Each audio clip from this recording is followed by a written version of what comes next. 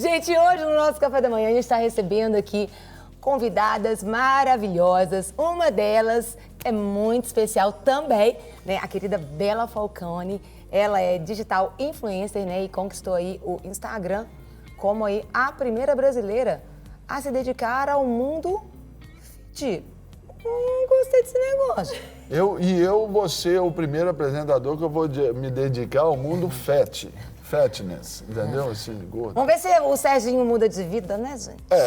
Mas eu com esse meu corpinho aqui, chassi de frango, o que é isso? Com musculatura Embutida. embutida, claro. Gente, a Bela, ela se converteu após, né, o nascimento da sua primeira filha e hoje está à frente do Ministério Improváveis de Deus. Então, nós vamos saber mais sobre essa história e também nós temos uma outra convidada, né, Carol? Gente, é muito especial, porque ela é muito presente em todos os momentos aqui. Todo dia ela tá aqui. A gente lembra dela, não lembra?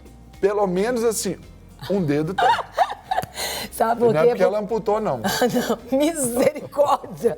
Não, gente, a gente recebe aqui a nossa mesa aqui, querida Grace Kelly. Nome de mulher rica, hein? Silva, gerente geral da Padaria do Pão, gente! Palmas para ela! Que preparou aí essa mesa pra gente preparar todo dia com muito amor, muito carinho. Deixa eu comentar. Porque o amor faz toda a diferença. Seja bem-vinda, Bela. Bela, seja Grace bem-vinda, minha seja bem-vinda. querida. Tudo bem? Honra tê-la aqui conosco. Grace, que delícia ter você aqui, minha querida. Obrigada. A gente quer agradecer aí ao vivo, né, todo o carinho, como vocês fazem tudo com muito amor. E isso faz diferença. Deus continue abençoando vocês. Amém, amém a nós todos. Serginho come demais, minha filha. Tem hora que é até difícil fazer entrevista porque não quer parar de comer. Continue. Tá vendo? Obtive apoios. Você viu? Por favor. Lançando uma fake news aqui. Meninas, tudo bem com vocês? Tudo certinho? Graças a Deus. Bela, Grace. Graças a Bela, tá aí. Eu falei ali sobre improváveis de Deus. Por que improváveis de Deus? Então, esse nome as pessoas às vezes confundem, né? Falam, mas existe improbabilidade para Deus? Então, na verdade, nós somos improváveis de Deus e não para Deus. Essa é a diferença. Porque, infelizmente, a gente vive num mundo de rótulos, de preconceito, enfim. E o mundo gospel, né, o mundo evangélico, ele está muito inserido nesse contexto. Não acredito. É tuxa, mas é real. Você não sabia? Eu estou te trazendo essa notícia hoje, nessa manhã. Olha só. Mas, Para assim, te surpreender. É verdade, mas isso aí, você mora Em Orlando e aqui no Brasil. Pois eu é, divido entre isso os deve dois ser, lugares. é só porque é em Orlando. No Brasil não tem muito disso. É, né? Então, e eu era uma dessas pessoas. Eu tinha quer dizer, quem não conhece tem esse preconceito de achar que é fanático, existem religiosos, né? Existe aí essa turma que a gente sabe que existe. Mas não são todos, né? Existe muita bênção nesse meio. E aí a gente cria esse preconceito, entre aspas, né? De achar que todo mundo tá ali por algum interesse pessoal, ou que a pessoa se esconde atrás de uma religião, ou que usa Deus para, enfim, para usurpar das pessoas. E não é assim, né? Via de regra, não é assim. Então, essa questão dessa improbabilidade nasceu muito nesse preconceito que existia, tanto na minha vida, quanto na vida do Fabiano, que é meu parceiro de ministério. Então, nunca na vida a gente imaginava um dia se converter. Entendi. Então, um dia, um bate-papo numa pizzaria, ele me contou o testemunho dele, eu contei o meu, e a gente chegou à conclusão que, cara, a gente é muito improvável. Então, vamos trazer os improváveis para Deus. Sim. Para perto de Deus, não os para Deus, de Deus. Sim. Para perto de Deus, essas pessoas que têm esse preconceito, esse tabu, e mostrar para eles que ser de Jesus é o que tem de melhor. Não é essa caretice, não é ser quadrado, né? Pelo contrário. Quadrado é quem não tá, né? Sim. E aí nasceu assim, mais ou menos com esses preceitos. Conta um pouquinho, Bela, por exemplo, quando a sua filha nasceu. O trabalho que você já tinha, por exemplo, como digital influencer, você já tinha essa influência. Como é que foi esse processo? E Deus entrando ali e mudando o que você fazia aqui, essa questão de ser fit. Já era algo real, não era? Conta um pouquinho pra gente entender. Então, tudo começou lá nos Estados Unidos e hoje eu entendo perfeitamente por que Deus me colocou nessa posição, que eu digo não de posição de privilégio, mas de exposição, de ter seguidores, de ter uma voz, de ser uma voz nessa geração e tudo fez muito sentido pra mim, porque ele foi me treinando lá. Eu falo que eu sou muito Moisés nesse sentido, né? Por muito tempo eu achava que eu era alguém, depois veio Deus, mostrou que eu não era ninguém, e hoje eu sei quem eu sou nele. Sim. Então ele me treinou muito, me colocou ali numa posição pra falar de saúde E o Espírito Santo sempre ministrando no meu coração, ainda que eu não soubesse, sobre a questão da saúde de um outro aspecto, do aspecto espiritual, que é o que as pessoas têm sede. Então, ao longo desses mais de 7 anos que eu venho trabalhando com rede social, eu faço muitas enquetes com as pessoas e pesquiso do que você tem sede, o que você quer saber. E a maioria delas estão sempre voltadas para o lado espiritual. Não é nutrição, não é saúde física, não é nada de treino. Nem dinheiro, né? Nada. E aí, tudo aconteceu depois que a Vicky nasceu. Deus preparou uma pessoa maravilhosa, tia Eva Cassimiro, que me ajudou a cuidar da Vicky. Ela já era cristã.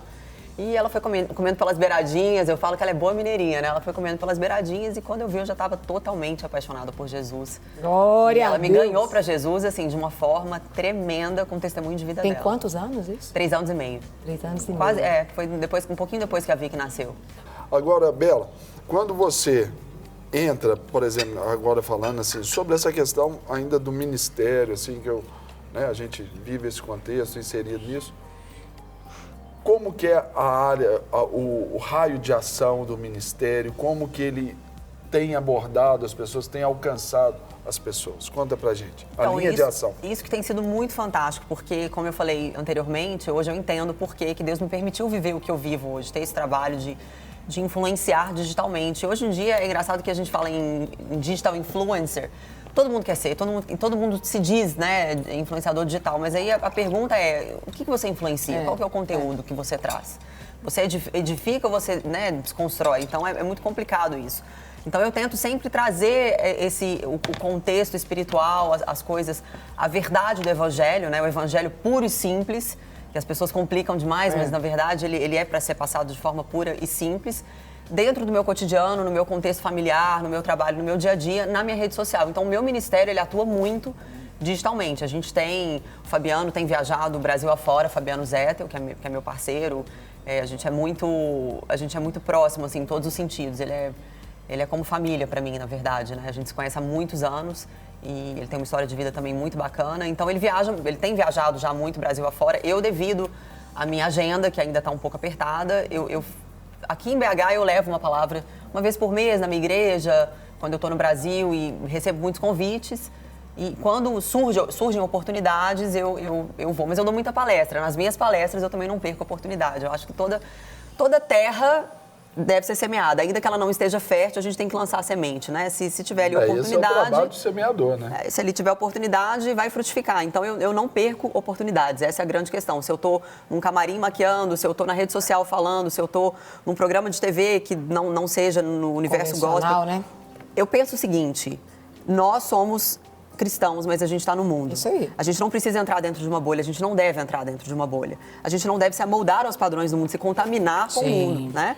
Mas a gente está ali, a gente precisa socorrer as pessoas que ainda não tiveram as escamas tiradas dos olhos. Então, se a gente conheceu a verdade, a gente precisa contagiar as pessoas. Isso é o que eu penso. Até então, porque Jesus faz isso. Jesus ia atrás das pessoas. Exatamente. Ele ia atrás dos contaminados, ele ia atrás daqueles que estavam à margem da sociedade, né? Aqueles que eram criticados, pessoas que, né, se você for pegar a samaritana, se você for pegar... São tantas histórias, tantos testemunhos. Jesus sempre ia e ele sempre tocava, mas ele nunca se contaminava.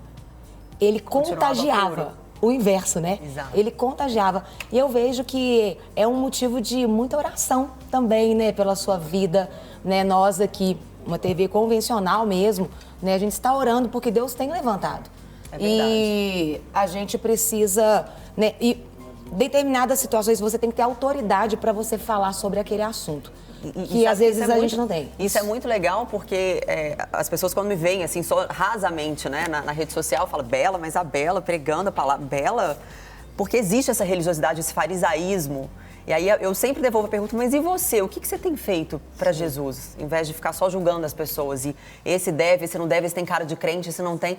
Tem até umas imagens, você ministrando. Ficaria sem vê-la, porque a expectativa seria de mais ou menos 3 anos até que eu pudesse vê-la novamente.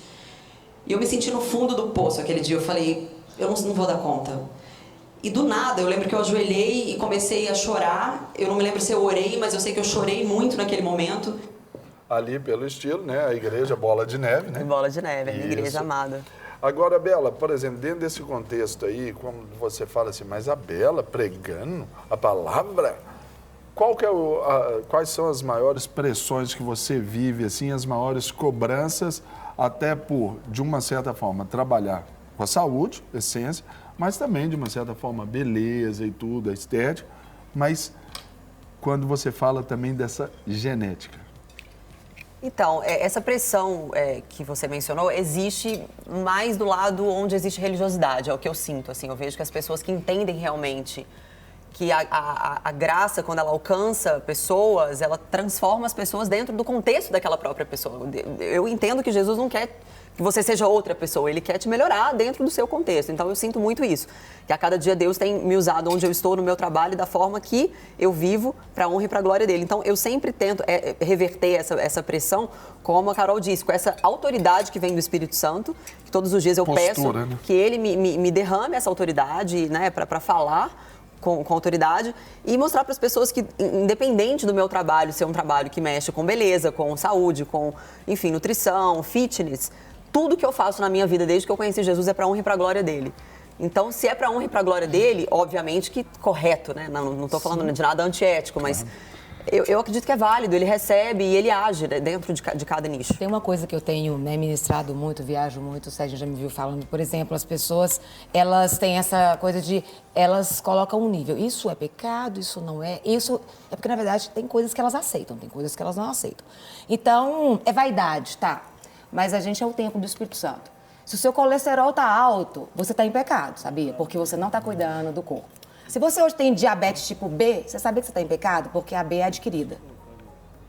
Má conduta alimentar. E eu fico observando que, às vezes, assim, tá, é pecado eu cuidar, eu dedicar, mas não é pecado você ser desleixado também, não. Porque tem gente que é desleixada, eu falo, tem gente que esquece que é o templo, acha que é o quartinho de despejo. E só porcaria. Só porcaria na alimentação, só porcaria no dia a dia, porque ansiedade, estresse, então só libera hormônios que vão nos intoxicar. E eu acredito que Deus tem levantado mesmo um tempo onde a gente, como cristão, tem que despertar. Com certeza. Né? Essa historinha de que crente não bebe, mas come, eu falo que é vergonhoso. É vergonhoso. Glutonaria, isso é pecado. Então, acho que a gente podia também falar disso. Porque eu acho que isso é importante, eu vejo onde eu vou, eu pergunto quantas pessoas fazem atividade física. Eu vou te falar que nem 5% da igreja levanta a mão. E cada dia me assusta mais ainda. E eu malho todos os dias. E assim, isso faz muito bem para o nosso organismo. E quando você se torna um hábito, o seu organismo, ele sente falta e o hormônio pede, me dá mais desse hormônio que é bom. E é uma coisa que o povo perece porque falta conhecimento. Exatamente. Esse conhecimento tem faltado. Como você tem visto isso, Bela? Exatamente como você colocou agora. As pessoas têm, elas escolhem, eu acho, né? O evangelho seletivo. Eu falo que as pessoas, elas pegam o que é mais fácil ou o que talvez faça sentido para elas. A gente esquece que a gente tem que ver a coisa como um todo, né? Você não pode escolher as partes que te interessam mais. Isso aqui eu quero, isso aqui não, isso aqui talvez. Então, as pessoas deixam de lado essa questão que é extremamente importante, de cuidar do seu templo, do templo do Espírito Santo, de cuidar do seu corpo, até mesmo porque, independente de você ter 1 milhão ou um seguidor, você é inspiração para alguém, seja na sua casa, na sua vizinhança, na sua comunidade, na sua igreja. Alguém vai te olhar e vai se inspirar em você, você vai ser espelho para alguém. Então, quanto mais a gente vive as verdades que a gente estuda, que a gente crê, mais um melhor exemplo, uma melhor inspiração a gente vai ser para as pessoas, né? Independente da gente ser, todos nós somos falhos, não estou dizendo que ninguém, né, é perfeito. Sim, claro. Mas a gente precisa pensar nisso também. E eu, no meu trabalho, eu uso muito a minha rede social para falar sobre isso. Eu fiz um desafio agora de 30 dias sem açúcar, que eu trouxe esse desafio totalmente para o aspecto espiritual. Óbvio que a gente colheu ali os benefícios no corpo, fisiologicamente falando. Mas eu falei sobre domínio próprio, eu falei sobre vício, sobre coisas que a gente fala no nosso cotidiano. Eu sou viciado em açúcar. Cara, vício é vício. Isso independente de ser em droga, em bebida, em o que for, é vício. Então não diga que você... Cadê o domínio próprio? Isso mesmo. Então nós, cristãos, a gente precisa trazer essas coisas para, né, contextualizar ali dentro do evangelho. O alcoólatra não pode porque é viciado, mas quem é viciado até em rede social também está errado. É vício. Agora, Grace, dentro desse contexto aí, você, no seu ramo de atividade que mexe com tantos produtos gostosos, também você vê o pessoal também, uma crescente ali de procura por esses alimentos mais saudáveis, né? Como você falou que a padaria já está oferecendo, mas está tendo essa contrapartida do pessoal se despertando aí para esse tipo de vida saudável aí, como a Bela falou, Sim, Carol? sim, em todos os aspectos. Desde o café da manhã, ao almoço, ao lanche da tarde, à própria parte do caixa, né, que a gente fala os bobonieres.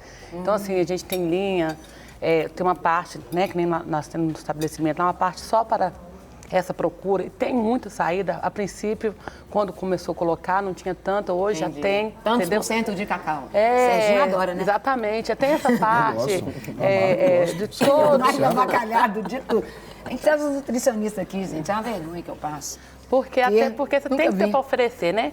E a procura, como está grande, então cada vez vai aumentando mais o espaço mesmo, como eu disse antes. Ô, Bela, quando você fala, né, os improváveis, eu fico pensando, né? A gente rotula tanto, mas quando nosso apóstolo Paulo, o cara era assassino, o cara perseguido, esse cara...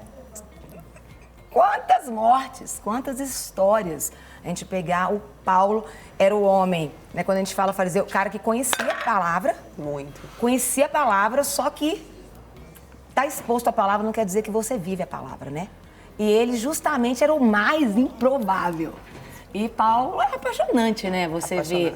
Eu vi Paulo e Silas na prisão, fico imaginando, falo, gente, o cara era o que matava todos. Deus pega quantos livros, quantas coisas. Ele escreveu quase a metade, né? Quase a metade do Novo Testamento. O mais improvável. Mas sabe o que é o mais legal? Eu sempre falo para as pessoas isso que você mencionou. Eu amo Paulo, leio muito sobre Paulo. Eu falo, quando eu chegar na glória, vai ser depois de Jesus o que eu quero abraçar e agradecer, porque ele deixou pra gente várias obras teológicas. O livro de Romanos é uma obra maravilhosa. Mas o que eu sempre digo é assim, antes do Paulo veio Barnabé.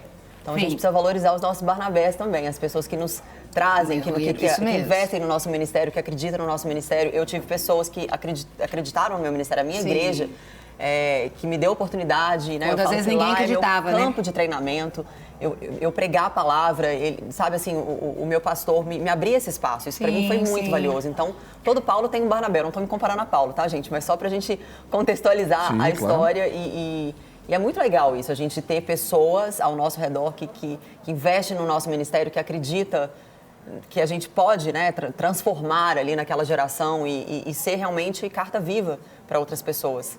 Que eu acho que é o mais importante, isso que você falou, de não somente ouvir falar de Deus, mas com Ele andar, né? Andar e saber, porque ler a palavra nem sempre significa que você está vivendo aquilo, né? O farisaísmo é a maior prova disso.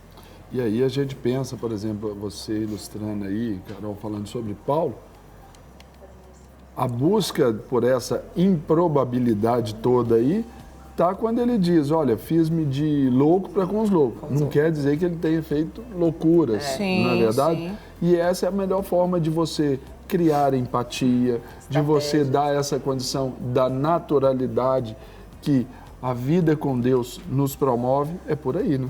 E eu escutei uma coisa muito interessante, logo que eu me converti, a gente fica meio... Quando a gente se converte, tudo muda, né? E a gente fica querendo meio que ajustar a nossa vida com a própria força. E a gente entende que não é o Espírito Santo que vai te moldando. E eu me lembro que logo no início, assim, eu entrei numa que eu não ia mais trabalhar, que eu ia largar a rede social, que eu ia só viver para a obra de Deus. E aos poucos aquilo foi... As peças foram se encaixando na minha vida. Várias pessoas de Deus conversaram comigo, me falaram, Bela, Deus, Ele te colocou aqui, você não vai jogar tudo pro alto. Se Ele quiser, Ele vai te tirar, Ele vai te dar uma outra oportunidade. Mas Ele quer te usar onde você está. Então, calma. Ele não mude completamente quem você é, não se desconfigure, porque senão ninguém vai te escutar. A pessoa vai olhar pra você e falar, ficou louca. Sim. Ela não é mais a mesma. Sim. As pessoas querem te olhar e ver que você é a mesma, só que melhor. Elas querem ver um brilho diferente em você, a melhor versão Querem de você. ver a evidência da sua transformação, mas percebendo a sua essência, né? Exatamente, exatamente. Não quer ficar um segundo por fora da nossa programação?